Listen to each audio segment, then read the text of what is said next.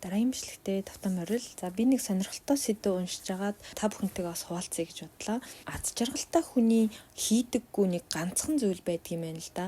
За та нар юу гэж бодож байна? Ер нь аз жаргалтай хүн яг ямар зүйлийг хийдэггүй бол гэж бодож байна вэ? Хүн ингэдэг юм байна амьдралдаа. Юу хийхгүй байх вэ гэдгээ шийдэх нь юу хийх вэ гэдгээ шийдэхдээ яг адилхан тийм чухал зүйл гэж байгаа байхгүй юу? Бид нар шиг одоо нэг юу хийх вэ? Энэ нөгөө Стив Джобсын үг байдаг да, та нар санаж байна уу те? Яг тэрэн шиг одоо хүн ингэчих юм бол тэгчих юм бол гэл ингээл хийх зүйлээ л бодоод идэг гэн л дээ. Тэгэл ийм юмтай болчих юм бол энийг авчих юм бол гэл ингээд ерөөсөө нөгөө нэг тэр нь одоо нэг талаараа маш гоё төлөвлөгөөтэй одоо ингээл айгүй зоригтой ажиллаж байгаа амьдарч байгаа юм шиг боловч нөгөө талаараа маш их өөрийгөө ингээд дарамтанд оруулж идэг зүйл байгаа байхгүй юу?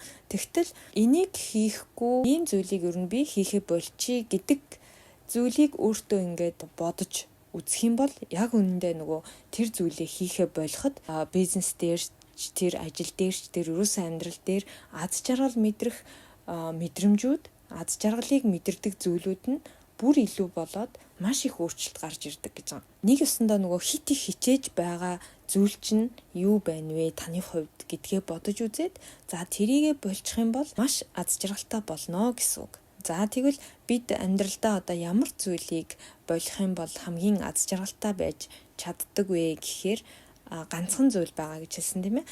Дундаж утгыг орхих, болох гэж байгаа байхгүй юу? Юун сонин дундаж утга вэ гэж та нар бас бодож магадгүй. Дундаж утга гэдэг нь ерөөсөө юу вэ гэхээр бусад шиг байх ёстой гэсэн үнэлгээ гэж байгаа. Би сайн байх ёстой гэсэн бодол. Энэ нь болохоор хүмүүсийн сэтгэл санаанд маш их дарамт үүсгдэг зүйл байдаг юм байна л да. Нэг үгээр хэлэх юм бол яалтчгүй бусдын тогтоосон стандартанд хүрэх гэж, тийм байх гэж өөрийгөө бусдын амьдралтай, бусдтай харьцуулдаг зүйл байгаа. Аз жаргалын хэмжээ нь маш өндөр байдаг гэдгээрээ алдартай Бутан гэдэг улсын тухай та нар сонсч ирсэн үү? Одоо уламжлалт ёс заншлаа маш их хадгалж үлдсэн тийм улс байдаг гэд. Энэ улс болохоор нөгөө сошиал ертөнц нэг их дэлгэрээгүй үед аз жаргалын индекс гэдгээрээ судалгаагаар бүр маш дээгүүр ордог юм улс байсан юм байна л да. Тэгсэн чинь 2019 оны судалгаагаар 156 улсаас 95 билүү 96-д орсон гэд. Тэгсэн чинь энэ нь өмнөх жилүүдтэй харьцуулахад маш их буурсан учраас бусад хүмүүс одоо маш олон хүмүүсийн гайхшралыг төрүүлж исэн гэж байгаа байхгүй юу. Тэгсэн чинь энэний гол шалтгаан нь юу байсан гэхээр ерөөсөө сошиалоос бусдыг хараад надад ийм ч юм байхгүй юм байна, би ийм ч ажил хиймээр юм байна, ийм зүйл хийж чадахгүй юм байна гэдэл ерөөсөө нөгөө өөрт байгаа дутагдaltaй зүйлээ дээрэс нь өөрт байхгүй зүйлээ бусдад харьцуулж харснаас болсон гэж үзэж байгаа. Ямар ч хүн өөрийнхөө одоо нөгөө байхгүй, болохгүй зүйлд ингээл анхаарал авах юм бол нөгөө дутуугийн мэдрэмж нь улам илүү болоод тэгээд тэндээсээ төгшүүр, санаа зовнил, айдас гэдэг зүйлүүд нэмэгдээд за тэгээд улмаар ядгийн аз жаргалын нөгөө төвшин гэдэг нь маш их буурдаг. Дээрээс нь одоо багаагаар сөрөг болж эхэлдэг гэсэн үг. Ингэж сонсоод одоо хүмүүс өөрсдийгөө би ёстой бусдаа өөрийгөө харьцуулдаггүй. Бусдын ёстой ямар байх надад нэг сонирмшиж гэдэг юм уу тий анхаардаггүй гэж боддог байж магадгүй. За та би ерөөсө бүх хүнд энэ автоматар аль хэдийн ингээд бий болчихсон байдаг. Гол нь одоо би тэгж боддгоо гэл би ч гэсэн өөрийгөө тэгж боддгоо гэл бодож исэн байхгүй. Гэтэл бидний тарих автоматар аль хэдийн тэр зүйлд анхаарчихсан байдаг гэдэг нь бид нар одоо аль хэдийн тэндээс өөрийгөө хамгаалах ёстой шүү гэдэг зүйлийг л ойлгох ёстой болов гэж бодсон. Би ингээд нэг хоёр асуулт та нараас асууя. Та бүхэн A юм уу B юм уу алийг нь сонгох вэ? Хариулаад үзээрэй. A нь болохоор дэлхийд дээрх сарын дундаж орлого 10 сая. Харин таны дундаж орлого 8 сая. За B нь болохоор дэлхийд дээрх сарын дундаж орлого 5 сая. Харин таны сарын дундаж орлого 6 сая. Та A, B хоёрын алийг сонгох вэ?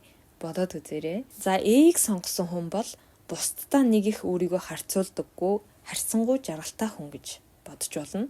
За B-г сонгосон юм уу? Эсвэл жоохон эргэлдсэн хүн байх юм бол бусдаа өөрийгөө харьцуулах гэдэг, ер нь бол харьцуулдаг. За өөрөөр хэлбэл бусдаас илүү байхыг илүүд үздэг гэсэн ийм хариулт байгаа. Тэгэхээр ингээд бид нар би бол эргэлдсэн байхгүй юу. Тэгэхээр эргэлдэж гэн гэдэг чинь ер нь бас тэгэл харьцуулах магадaltaй л гэсэн үг байхгүй юу. Эргэлзээд Эг сонгосон байна уу? Эргэлзээд Бийг сонгосон байна уу? За тэгээд ер нь бол Бийг сонгосон байна уу гэдэг маань ерөөсөө л та ингээд таны дотор л ер нь бол баг зэрэгч хамаагүй харьцуулт явдаг л гэсэн үг.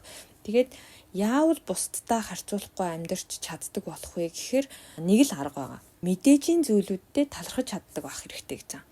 Тэгээ ингээд бидний тархич нь автоматар ингээд бусдтай ер нь бол одоо энэ мэдээлэл хөгжсөн үед сошиал ингэж орж байгаа үед автоматар ингээд надад ийм ч юм байхгүй гоё юм а ч юм уу те энэ хүн ингэж яхад би ингэж чадахгүй ч гэдэг юм уу ингээ бодохоор та хүссэн үсээгүй автоматар тархинд чинь тэр харьцуулт гэдэг юм суучж байгаа байхгүй юу. Тийм болохоор тэдрийг хараад ч юм уу те би бол ийм юмтай штэ надад ийм юм байгаа нь баярлж талархмаар зүйл штэ гэж мэдээжийн зүйлүүдтэй баярлаж талархаж чаддаг байх юм бол энэ харьцуулах гэдэг зүйлээс өөрийгөө хамгаалж чадна гэж байгаа. Энгийн өдөр тутмын одоо зүгээр ингээд баярлалаа талархлаа гэдэг үгээр биш бүр мэдээжийн зүйлдээ те баярламаар юм бэ гэдэг тэр үгийг гаргаж явах хэрэгтэй гэж байгаа байхгүй юу. Энэ хоёр баярлалаа ямар баярламаар юм бэ гэдэг хоёр үг адилхан юм шиг мөртлөө маш их ялгаатай. Эрүүл сарвал байгаа маань баярлалаа гэж хэлэхээс илүү эрүүл сарвал байгаа минь ямар их баярламаар юм бэ гэдэг ч юм уу те. Ажил төрөлтөө байгаа минь яас их баярламаар зүйл вэ. За идэх хоолтой байгаа минь өстой баярламаар шүү гэл те. Ямар сайхан баярламаар сайхан өдөр вэ ч гэдэг юм уу тийм ээ. Гэр бүлийн хүмүүс чинь ажиллаад хичээлдээ яваал ингээл байж байгаа ч гэсэн бүгд хичээж байгаа нь ямар баярламаар зүйл вэ. Ер нь өдөр тутмын амьдралд маш олон тийм баярламаар талархмаар зүйлүүд байгаа. Тэр бүгдийг ингээд бодоод байвал бүр одоо хязгааргүй их байж болдог учраас та ингээд тэр зүйлүүдэд байнга ингэж өөртөө сануулж хэлж явах юм бол бидний дотор байгаа тэр харьцуулт одоо нөгөө бусдын стандарт тааруулах гэсэн тэр зүйлүүд маань бага агаар гээгдээд бидний одоо сэтгэл зүйд аз жаргалын хэмжээ гэдэг зүйл маш ихээр зүгээр нэмэгдэж идэг гэж байгаа. Бид нар ингээд тэрийг нэг байнга бодоод авахгүй ч гэсэн ингээд автоматар болж идэг зүйл учраас тэр талархал гэдэг зүйлээр аз жаргалын хэмжээ буурахаас өөрсдийгөө хамгаална гэсэн үг байхгүй юу? Ингэж бодож одоо 1 сар үргэлжлүүлэх юм бол маш ачирхалтайгаар таны ингээд сэтгэл зүйд аз жаргалын хэмжээ маш ихээр нэмэгдэж ирдэг гэсэн угаасаа судалгаа байдгийм билээ. Тэг нөгөөдөгөр өөрт байгаа зүйл рүүгээ анхаарч чаддаг болдог гэсэн үг. Над чинь ийм зүйл байдгийм биш үү? Ямар баярламаар юм бэ ч гэдэг юм уу те. Юм бүхэн ингээд бэлэн болоод эд материал улам илүү нэмэгдэх тусам ягаад ч юм одоо хүмүүсийн аз жаргалын хэмжээ улам илүү ингээл буурал байдаг юм шиг надад санагдаад байдаг байхгүй юу.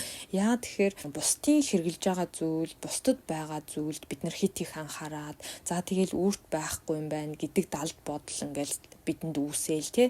Тэгээд тэндээсээ бидний нөгөө дутуугийн мэдрэмж улам илүү төрөөл тэгэнгүүт аз жаргалын хэмжээ гэдэг зүйл чинь ингээл баг агаар буурал альва зүйлээс ерөөсөө сайн сайхныг нь мэдэрч чадахгүй ингээл сөрөг болоод идэх ч юм уу. Иймэрхүү маш олон уялдаа холбоотой учраас ерөөсөө аз жаргалтай байгаа хүмүүсийн ганц ингээд хийдгүү зүйл нь юу вэ гэхээр бусдтай өөрийгөө харьцуулдаггүй гэж байгаа. Тэгээд одоо бусдтай гэж нийгмийн тэр бусдын тавьсан тэр стандарт гэдэг ундаж үзүүлэлт гэдэг зүйлд ерөөсөө тааруулах гэж хичээдэггүй гэж байна. Харьцуулдаг хүн ерөөсөө ор таршинд амьдарсан ч амьдрал нь бүр ингээд илбэг дэлбэг баян тарган байсан ч л ад жаргал ингээд сэтгэл нь ингээд дүүрэхгүй ад жаргалын хэмжээнд бага байдаг. Харьцуулдаггүй хүн бол ямар ч газар амьдарсан, ямар ч одоо хүмүүстэй хамт байсан ад жаргалтай байж чаддаг гэсэн үг байхгүй юу? Хүний одоо хүсэл гэдэг зүйл чи ер нь л бол барагдахгүй шүү дээ тий. Гол нь одоо тэр бүхнийг гүйцэлдүүлнэ гэвэл одоо бид нар чинь бүр ядарч сольдож дуусан шүү дээ. Тийм болохоор ер нь бол зүгээр өөрт байгаа зүйлдээ талархаал за болж байгаа зүйлдээ ингээд илүү анхаарал хандуулаад амьдрал зүгээр юм болов гэж бодсон. Тэгээд ер нь хүн ажил хийж чаддаг. За тэгээд ажилтаа байна гэдэг. Дээрэс нь ингээд зүгээр би эрүүл сарвал байна гэдэг бол хамгийн наад захын зүгээр тайван амгалан амьдрч болох аз жаргал байгаа байхгүй. Тэгэхээр бид нар маш л их зүйлийг л хүсэж идэг юм шиг байна. Тэгээд угаасаа бидний болохгүй байхгүй зүйлээ ингээл тоолол ах юм бол ер нь дуусна гэж бас байхгүй шүү дээ тий. Тэгэхээр энэ харьцуулах гэдэг зүйл бол өөрийн мэдлгүй хүний тархинд үүсдэг гэж байгаа учраас өөрөө тэрийг ухамсартайгаар өөрт байгаа мэдээжийн зүйлдээ баярламаар юм бэ, талархмаар юм бэ гэж хэлж баярлаж талархаж сурах аргыг хэрэглэснээр тэрнээс ингэж өөрийгөө хамгаалж чадна гэж байгаа. Тэгээд энийг ойлгочих юм бол аз жаргалын хэмжээ автоматар ингээд өсөд ирдэг. Тэгээд автоматар аз жаргалын хэмжээ өсөд ирэхээр та альва зүйлд хандах хандлагч хүртэл маш эерэг болж ирдэг. Маш энгийн, маш амархнаар аз жаргалтай байж болох юм арга гэж хэлсэн байлээ. Тэгээд уншиж байгаад энийг бас та бүхэндээ хуваалцъя гэж бодоод бичлэг хийчлээ. Тэгээд үргэлж бичлэгийг маань сонсдог та бүхэндээ маш их баярлалаа. Дараагийн бичлэгээр дахин уулзцгаая.